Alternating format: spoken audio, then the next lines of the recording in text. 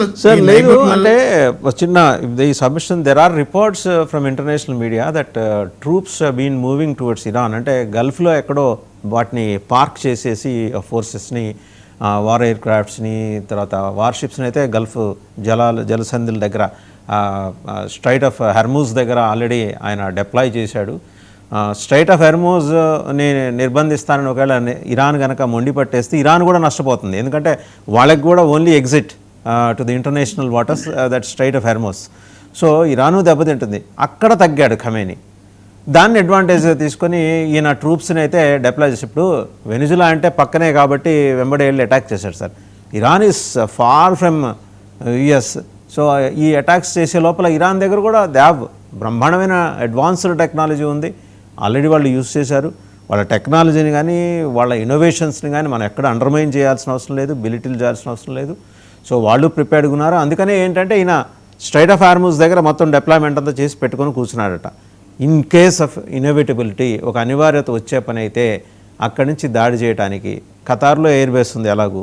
So ఇవన్నీ alert చేసుకుంటున్నాను అన్ని పాయింట్స్ని. Pentagon is constantly watching the developments and minute to minute monitoring ఉంది. సో ఇవన్నీ తెలిసే షా కూడా అదే ఈయన ఖమేనీ ఉన్నాడనుకున్న ఖమేనీ కూడా ఉన్నాడు లేదో మన ఇది లేదు, ఆయన పేరుతో వచ్చిన ప్రకటన బట్టి ఉన్నాడని కాసేపు అనుకుందాం, ఆయన కూడా తగ్గాడేమో అని. కానీ ఆ తొందరపాటులో కన్ఫెస్ చేశాడు, కిల్లింగ్స్ జరిగినాయి, అంతర్జాతీయ నేరస్తుడు. ఇప్పుడు ట్రంప్కి ఒక కొత్త బిరుదు వచ్చింది. ఒకవైపు ప్రపంచ శాంతి దూత, ఎవరు ఈ మునీర్ లాంటి వాళ్ళు చెప్తారు, ఇంకోవైపు ఈయనేమో మరి అదే రిలీజియన్ నుంచి ఈయనంటే అంతర్జాతీయ నేరస్తుడు, ఇంటర్నేషనల్ క్రిమినల్. సో ఈ పరిస్థితుల్లో నిజంగా యుద్ధం జరిగే అవకాశం ఉందా సార్ అక్కడ? ఇప్పుడు వాసు గారు మీరు అన్నారు కదా, ఇప్పుడు మొబిలైజేషన్ ఆఫ్ ఫోర్సెస్ అనేది తప్పకుండా ఇప్పుడు ట్రంప్ ఒకసారి మన అంటే అమెరికన్ స్ట్రాటజీ చూస్తే వెనిజువేలా అంత నియరెస్ట్ ఉన్నా కానీ అది ఆల్మోస్ట్ 6 months నుంచి ఈ ప్రిపరేషన్లో ఉన్నారు వాళ్ళు. వాళ్ళ బోట్స్ని డౌన్ చేయడం అనేది, డిస్ట్రాయర్స్ని పెట్టడం అనేది, తర్వాత ఎయిర్ క్రాఫ్ట్ క్యారియర్స్ని మొబిలైజ్ చేయడం అనేది ఎవ్రీథింగ్ ప్లాన్డ్. కాబట్టి ఎప్పుడైతే ప్రెసిడెంట్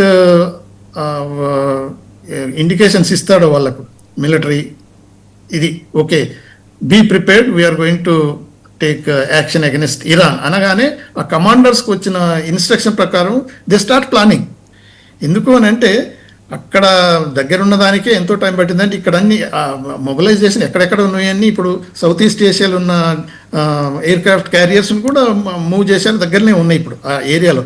వర్స్ట్ కమ్ వర్స్ట్ మనం చేస్తే ఫుల్ ప్రిపేర్డ్ అయి ఉండాలి. ఎందుకంటే ఇరాన్కు వెనిజువేలాకు చూస్తే ఆల్మోస్ట్ ఏమన్నట్టు అది 10% అంటే ఇది 90% ప్రాబ్లమాటిక్. ఎందుకు అని అంటే మీరు చెప్పారు కదా, ఇప్పుడు ఆర్మమెంట్లోనైనా దాని తర్వాత పాపులేషన్ వైజ్ అయినా వాళ్ళ ప్రోగ్రెస్ ఉన్న వీళ్ళకి అక్కడ ఏంటంటే వెనిజువేలా పోయి అమెరికన్ ఎయిర్ బేస్లను వాళ్ళ టార్గెట్స్ను హిట్ చేసే ప్రసక్తి అక్కడ లేదు. కానీ ఇక్కడ బోల్డెన్ అవకాశాలు ఇమ్మీడియట్గా మొన్ననే ఆ ఖతార్లో ఉన్నదాన్ని ఇజ్రాయెల్ ఐరన్ డోమ్ని కూడా వీళ్ళు బ్రేక్ చేశారు సార్ వీళ్ళు ఇరాన్. సో అది మనం మర్చిపోకూడదు కదా. సో వాళ్ళ దగ్గర ఉన్న టెక్నాలజీ ఈరోజు మన దగ్గర ఉన్న S-400s వాళ్ళ దగ్గర ఉన్నాయి. అదే అందుకనే ఇప్పుడు వాళ్ళు ఒకవేళ అటాక్ చేయాలంటే ఏదో ప్లాన్ చేసుకొని విత్ ఇన్ నో టైం మధ్యరాత్రిలోనే మధురాను లేపకపోయినట్టు ఇక్కడ జరగదు అది. So it takes long time. దాని తర్వాత దాని ఎఫెక్ట్స్ సరౌండింగ్ చుట్టుపట్టు ఉన్న నైబర్ కంట్రీస్లో మన మిడిల్ ఈస్ట్లో ఉన్న ఏరియా అంతా డీస్టెబిలైజ్ అయిపోతుంది, అందరికి ఎఫెక్ట్ అవుతుంది. అందుకని అదే కాకుండా మళ్ళీ ఇప్పుడు మీరు అన్నట్టు కదా స్ట్రెయిట్ ఆఫ్ హార్మూజ్ ఏదైతే అది కనుక బ్లాక్ అయ్యి ఆ వార్లో కనుక పోతే oil supply to the world అప్పుడు చాలా దెబ్బతింటుంది. అది కూడా అంటే చాలా ఇది లాంగ్ టర్మ్ ప్రాసెస్లో కూడా మంచిది కాదు. తర్వాత ఈవెన్ రష్యా కూడా వాయిస్ అగెన్స్ట్ వార్నింగ్ కూడా ఇచ్చేసింది, ఈ ఎస్కలేట్ అయితే చాలా సీరియస్ అయిపోతుంది కాబట్టి ఇట్ ఇస్ నాట్ అడ్వైజబుల్ అన్నట్టు. Even China of course as usual Iran ఎంత #1 trade partner of Iran is the China. 18 బిలియన్ల కంటే ఎక్కువ తీసుకుంటుంది, మనది 1.6 అంతే ఉన్నది. కానీ ఎట్లా ఏదైనా కానీ బట్ మనం అంత అవుట్ రైట్గా పోయి అమెరికాను వార్నింగ్ ఇచ్చే స్టేజ్లో ఉన్నా కానీ ఇవ్వం. ఎందుకంటే we have to make a balance. చాలామంది అనుకుంటారు ఇప్పుడు ఏంటంటే మనం ఇలా న్యూట్రల్ ఉండటం వల్ల మనకు we are losing our stand in international relations. కానీ ఒక్కొక్కసారి ఏమవుతుందంటే కొన్ని పరిస్థితులలో ఎన్నోసార్లు మనం యుఎన్లో కూడా అబ్స్టైన్ చేశాం. That it self gives indication ఏంటంటే మనకి ఇష్టం లేదు అది అన్నట్టు. ఇదే అమెరికా తీసుకునే చర్య అది కరెక్ట్ కాదు, మిలిటరీ యాక్షన్ అనేది మనం ఇండైరెక్ట్గా చెప్తుంటాం డిప్లొమాటిక్ కమ్యూనిటీలో, బట్ ఓపెన్గా వచ్చి అపోజ్ చేయము. ఎందుకనంటే ఇరాన్కు మనకున్న యాక్చువల్గా మన ఇంట్రెస్ట్ ఇప్పుడు అమెరికన్ శాంక్షన్స్ కనుక తీసేస్తే ఇరాన్ మీద మన ఇంట్రెస్ట్ చాలా రిస్టోర్ అవుతాయి. మన ఇంట్రెస్ట్ ఇరాన్తో ఉన్న సత్సంబంధం తర్వాత ఎందుకంటే మనం 90% ఆయిల్ ఇంపోర్ట్స్ డిపెండెంట్ కంట్రీ కాబట్టి తర్వాత మనకున్న రిలేషన్స్ ఎప్పటి నుంచో ఉన్న ఈ ట్రేడ్ ఏదైనా అన్నిటికన్నా ఇప్పుడు చబార్ పోర్ట్ ఉన్నది. చాలా ఇంపార్టెంట్ ఇష్యూ ఏంటంటే పాకిస్తాన్ మనకు ఇప్పుడు ఈ రోజు కాకపోయినా ఇంకెంతకాలం మనకు యాంటీ ఇండియాగానే ఉంటుంది కాబట్టి ఈ చబార్ పోర్ట్ ద్వారా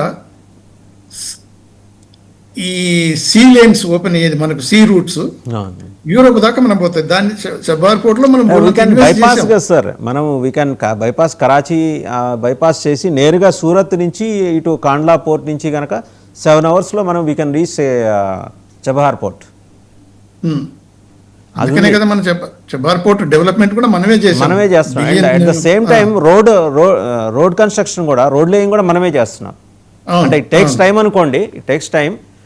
వీ కెన్ బైపాస్ పాకిస్తాన్తో సంబంధం లేకుండా మనం నేరుగా ఇరాన్ చేరుకునే అవకాశం. అంటే ఇరాన్ ఒకటే కాకుండా ఇప్పుడు ఓపెన్ టు యూరోప్ మొత్తానికి ఓపెన్ అవుతుంది మనకి, CIS countries plus Europe. So అది వెరీ ఏమంటారంటే strategic port for Indian trade routes to not only CIS countries or Russia, then again మన యూరోప్ కూడా మనకు ఉంటుంది కాబట్టి అది చాలా ఇంపార్టెంట్. అందుకనే మనకు ఈవెన్ అమెరికా కూడా వాళ్ళకు అంటే ఈ శాంక్షన్స్లో నుంచి చబార్ పోర్ట్ను తొలగించాలి, దాంట్లో ఇంక్లూడ్ చేయొద్దు, ఎగ్జామ్షన్ చేయాలంటే వాళ్ళు అర్థం చేసుకొని ఒప్పుకున్నారు. ఎందుకంటే ఒకవేళ అది కనుక నో అని అంటే మన రియాక్షన్స్ కూడా వేరేగా ఉండు. సో అందుకనే అటువంటి ఇంపార్టెంట్ ఇష్యూస్ మనకు, అదే కాకుండా ఇప్పుడు వార్ ఎస్కలేట్ అయితే ఆల్మోస్ట్ 85 to 90 lakh పీపుల్ ఉన్నారు మన గల్ఫ్ కంట్రీస్లలో. వాళ్ళకన్నిటికీ అప్పుడు కువైట్ తర్వాత ఇరాక్ అప్పుడు ఏది జరిగిందో అందరిని మనం ఎయిర్ లిఫ్ట్ చేసి తీసుకురావాల్సి వచ్చింది.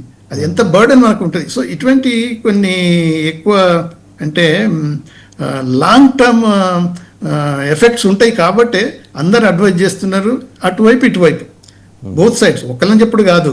ఇప్పుడు కమెనీ వాళ్ళకు కూడా ఇప్పుడు వాళ్ళ ఏదైతే ఈ రివల్యూషనరీ గార్డ్ కమాండ్ సిస్టమ్ ఏది ఉందంటే వాళ్ళు ఏంటంటే ఆ థియోక్రాటిక్ రిలీజన్ బేస్డ్ కాబట్టి మూర్ఖులుగా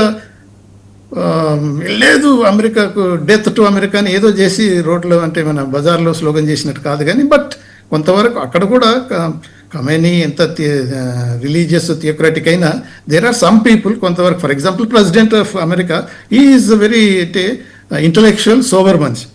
ఆయన ఇచ్చిన కొన్ని స్టేట్మెంట్లను చూస్తే as as a president of that country has to తన కంట్రీ ఇంట్రెస్ట్ను కాపాడాలి, తన పేరుని నిలబెట్టుకోవాలి.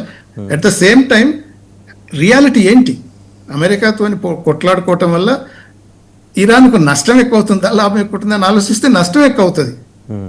అమెరికాకు ఏమైనా జరిగినా కానీ ఏం కాదు, దే విల్ రికూప్. కానీ ఇరాన్ ఇప్పటికే నెక్ డీప్లో ఇవన్నీ ప్రాబ్లమ్స్ ఉన్న వాళ్ళకు ఇంకా పెరిగిపోతే ఇంకా ఎక్కువ గొడవలు అవుతాయి. $1 తీసుకెళ్తే 2-3 బస్తాలు రియాల్స్ వస్తాయి ఇప్పుడు అక్కడ. అలాంటి పరిస్థితి ఉంది ఇరాన్లో, అంటే అంత ఇన్ఫ్లేషన్.